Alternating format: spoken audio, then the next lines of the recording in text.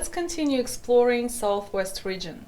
The southwestern desert states of New Mexico, Arizona, Utah, and Nevada stretch from Texas to California across an elemental landscape ranging from towering monoliths of red sandstone to snow-capped mountains on a high desert plateau that repeatedly splits open to reveal yawning canyons. This overwhelming scenery is complemented by the emphatic presence of Native American cultures and the palpable legacy of America's Wild West frontier. New Mexico. Settled in turn by Native Americans, Spaniards, Mexicans, and Yankees, New Mexico remains hugely diverse.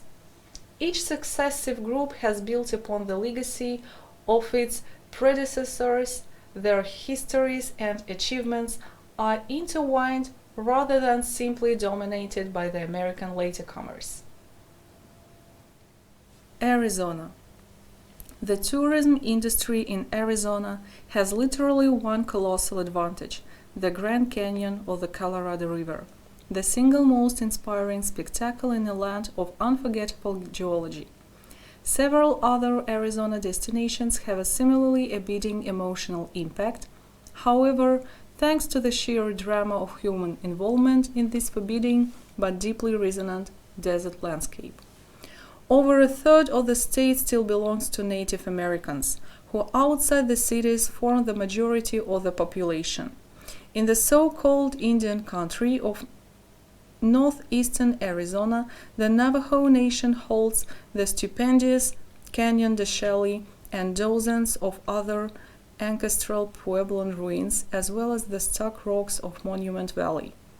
The Navajo surround the homeland of the stoutly traditional Hopi, who live in remote Mesatop villages.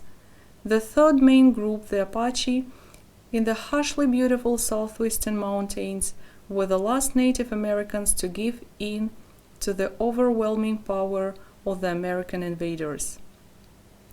The southern half of the state holds 90% of its people and all its significant cities. State capital Phoenix, a 500 square mile morass of malls and suburbs, is larger and somewhat duller than lively Tucson, while there is some great frontier American in the southwest corner, especially in Topstone. Utah, home to the biggest and most beautiful landscapes in North America.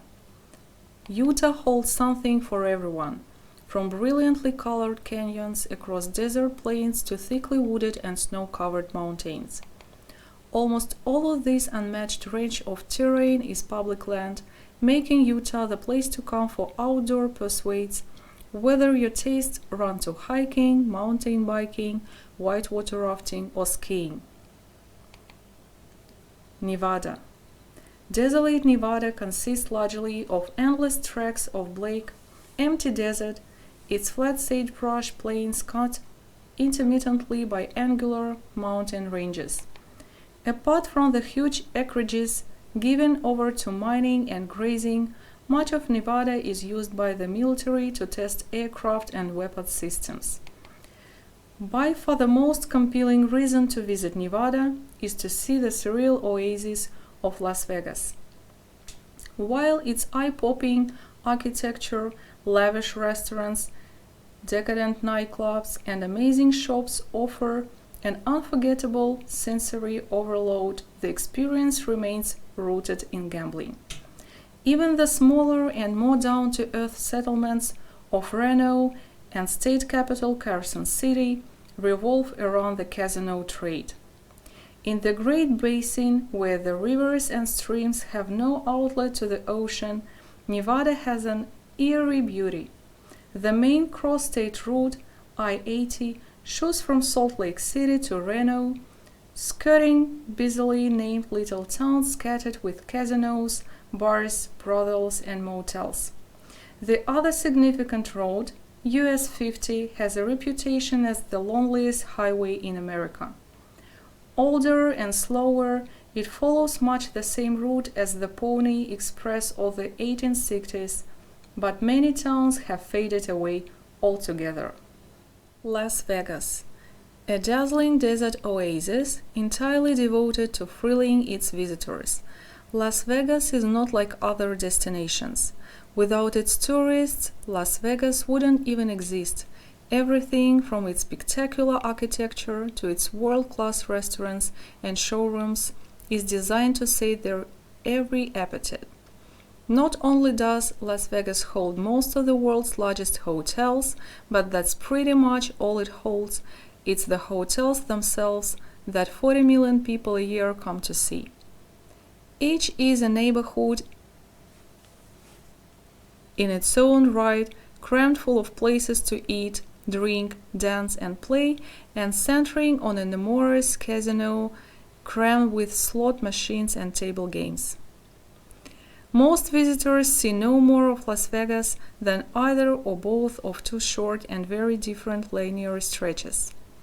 Downtown, the original core now amounts to 4 brief blocks of Fremont Street, while the strip starts a couple of miles south and runs for 4 miles.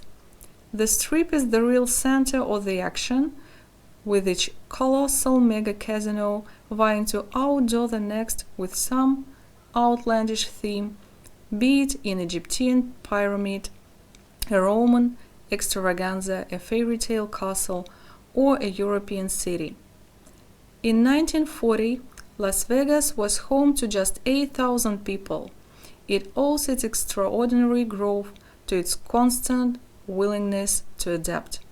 Far from remaining kitsch and old-fashioned, as you might imagine, it's forever reinventing itself. Entrepreneurs race to spot the latest shift in who has the money and what they want to spend it on. A few years back, the casinos realized that modern gamblers were happy to pay premium prices to eat good food. Top chefs now run gourmet restaurants in places like Bellagio and the Cosmopolitan. More recently, demand from younger visitors has prompted casinos like Wynn Las Vegas to open high-tech nightclubs to match those in Miami and LA. This is not the final destination of your journey. You have one more region left.